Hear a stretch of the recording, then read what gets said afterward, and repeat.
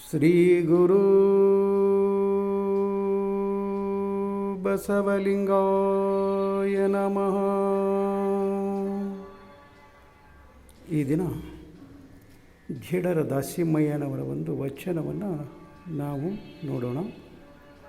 ಆಡಬಾರದ ಬಯಲು, ಸೂಡಬಾರದ ಬಯಲು, ಆಡಬಾರದ ಬಯಲು, ಸೂಡಬಾರದ ಬಯಲು, ಕಡಿಯಬಾರದ ಬಯಲು, ಹಿಡಿಯಬಾರದ ಬಯಲು, ಕಡಿಯಬಾರದ ಬಯಲು, ಹಿಡಿಯಬಾರದ ಬಯಲು, ಈ ಒಡಲಿಲ್ಲದ ಬಯಲೊಳಗೆ, ಈ ಒಡಲಿಲ್ಲದ ಬಯಲೊಳಗೆ ಅಡಗಿದ ಭೇದವ ಈ ಲೋಕದ ಜಡರತ್ತ ಬಲ್ಲರೈ ರಾಮನಾಥ. ಅಡಗಿದ ಭೇದವ ಈ ಲೋಕದ ಜಡರೆತ್ತ ಬಲ್ಲರೈ ರಾಮನಾಥ. ಇಲ್ಲಿ ಝೇಡರ ದಾಸಿಮಯ್ಯನವರು ಏನು ಹೇಳ್ತಾ ಇದ್ದಾರೆ ಅಂದರೆ, ದೇವನ ಬಗ್ಗೆ ಹೇಳ್ತಾ ಇದ್ದಾರೆ ಅವರು. ಅಂದರೆ ಬಯಲು ಮತ್ತು ಬೆಳಕು ಅಂತ ಶರಣರು ಆ ದೇವರನ್ನು ಬಯಲು ರೂಪದಲ್ಲಿ, ಬೆಳಕಿನ ರೂಪದಲ್ಲಿ ಕಾಣ್ತಾರೆ. ಅದಕ್ಕೆ ಅಲ್ಲಮಪ್ರಭು ದೇವರು ಒಂದು ಕಡೆ ಹೇಳ್ತಾರೆ, ಬರಿಯ ಬಚ್ಚ ಬಯಲು ಗುಹೇಶ್ವರ ಲಿಂಗವು. ಅಲ್ಲಿ ಗುಹೇಶ್ವರ ಲಿಂಗ ಹೇಗಿದ್ದಾನೆ ಆ ದೇವ ಅಂದರೆ ಬರಿಯ ಬಚ್ಚ ಬಯಲು ಅಂತ. ಹಾಗೆ ಮತ್ತು ಗುರು ಬಸವಣ್ಣನವರು ಹೇಳ್ತಾರೆ, ಬೆಳಗಿನೊಳಗೆ ಮಹಾ ಬೆಳಗು ಅಂತ ಹೇಳ್ತಾರೆ. ಹಾಗೆ ಇಲ್ಲಿ ಆ ದೇವರು ಇಲ್ಲಿ ಜಗತ್ತಿನಲ್ಲಿ, ಪ್ರಪಂಚದಲ್ಲಿ ಓತಪ್ರೋತವಾಗಿ ಎಲ್ಲದರಲ್ಲಿಯೂ ತುಂಬಿಕೊಂಡಿದ್ದಾನ ಅಂದ್ರೂ ಅದನ್ನು ಏನನ್ನು ಮಾಡೋದಕ್ಕೆ ಬರೋದಿಲ್ಲ ಅನ್ನೋದನ್ನು ಇಲ್ಲಿ ಝೇಡರ ದಾಸಿಮಯ್ಯನವರು ಇಲ್ಲಿ ಹೇಳ್ತಿದ್ರು. ಆಡಬಾರದ ಬಯಲು ಅಂದರೆ ಆ ಬಯಲಿನೊಂದಿಗೆ ಒಂದು ಯಾವುದಾದ್ರೂ ಆಟವನ್ನು ಆಡೋದಕ್ಕೆ ಅಲ್ಲಿ ಬರೋದಿಲ್ಲ ಅಂತ ಹೇಳ್ತಾರೆ. ಸೂಡಬಾರದ ಬಯಲು ಅಂದರೆ ಆ ಬಯಲನ್ನು ಕಟ್ಟಿ ಹಾಕೋದಕ್ಕೆ ಆಗೋದಿಲ್ಲ.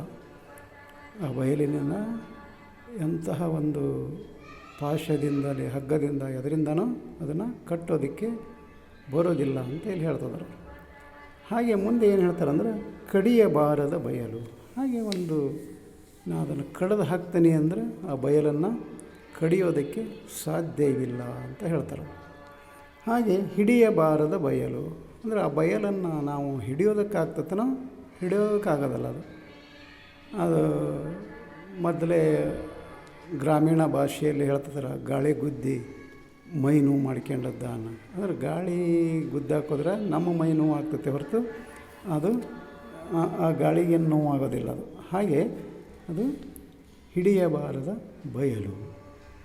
ಹೀಗೆ ಅವರು ಮುಂದೆ ಏನು ಹೇಳ್ತಿದ್ದಾರೆ ಅಂದರೆ, ಈ ಒಡಲಿಲ್ಲದ ಬಯಲೊಳಗೆ ಅಂದರೆ ಆ ಬಯಲಿಗೆ ಒಂದು ಯಾವುದಾದ್ರೂ ಒಂದು ಒಡಲೈತನೋ, ಅದಕ್ಕೆ ಒಂದು ನಿರ್ದಿಷ್ಟವಾದ ಒಂದು ತನು ಐತನೋ, ಅಥವಾ ಅದಕ್ಕೆ ಯಾವುದಾದ್ರೂ ಒಂದು ಆಕಾರ ಐತೇನೋ ಅಂದರೆ ಇಲ್ಲ. ಅಲ್ಲಿ ಅದು ಮತ್ತೆ ಏನಾಗೈತೆ, ಅದು ಬಯಲು ಅಂದರೆ ನಮ್ಮಲ್ಲಿನೂ ಅಡಗಿದೆ. ಅದು ನಮ್ಮ ದೇಹದಲ್ಲಿಯೂ ಆ ಬಯಲು ಅಡಗಿದೆ. ಆದರೆ ಅದು ಭೇದ ಈ ಲೋಕದ ಜಡರೆತ್ತ ಬಲ್ಲರೇ ರಾಮನಾಥ. ಅಂದರೆ ಆ ಭೇದ, ಹೊರಗಿನ ಬಯಲು ಮತ್ತು ನಮ್ಮ ಒಳಗಿರುವಂಥ ಬಯಲು, ಆ ಬಯಲನ್ನು ನಾವು ಹೇಗೆ ಅಲ್ಲಿ ಹಿಡಿಯೋದಕ್ಕೆ, ಕಟ್ಟೋದಕ್ಕೆ, ಕಡಿಯೋದಕ್ಕೆ ಬರೋದಿಲ್ವೋ ಅದೇ ರೀತಿ ನಮ್ಮಲ್ಲಿರುವಂತಹ ಬಯಲು ಸಹಿತಕ್ಕೆ, ಅದು ನಮ್ಮೊಳಗೆ ಇದ್ದರೂ ಸಹಿತಕ್ಕೆ ಅದು ಹಿಡಿಯೋದಕ್ಕೆ, ಕಟ್ಟೋದಕ್ಕೆ, ಮಾಡೋದಕ್ಕೆ ಅದಕ್ಕೆ ಬರೋದಿಲ್ಲ. ಅದು ಯಾಕಂತ ಕೇಳಿದರೆ ಅದು ಬಯಲಾಗೇ ಇರ್ತದೆ. ಅದಕ್ಕೆ ಆ ಪ್ರಾಣನು ಬಯಲೊಳಗೆ ಸೇರ್ತತಿ ಅಂತ ಹೇಳಿ ಮೂಳಿಗೆ ಮಾರಯ್ಯನವರು ಹೇಳ್ತಾರೆ. ಅಂದರೆ ದೇಹ ಮಣ್ಣಿನ ಸಂಘ, ಪ್ರಾಣ ವಾಯುವಿನ ಸಂಘ ಅಂತ ಹೇಳ್ತಾರೆ.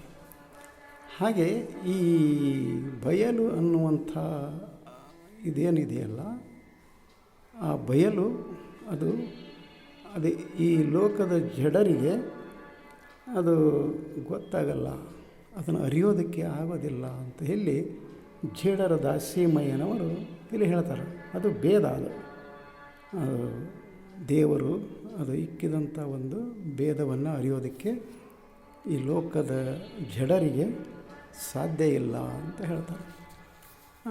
ಅದಕ್ಕೋಸ್ಕರ ಹಾಗಾದರೆ ಆ ದೇವನನ್ನು ಅರಿಬೇಕಾಗಿತ್ತು, ಆ ಬಯಲನ್ನು ನಾವು ತಿಳ್ಕೋಬೇಕಾಗಿತ್ತು ಅಂದರೆ ಅಲ್ಲೇ ನಾವು ಗುರು ಬಸವಣ್ಣನವರು ಕೊಟ್ಟಂಥ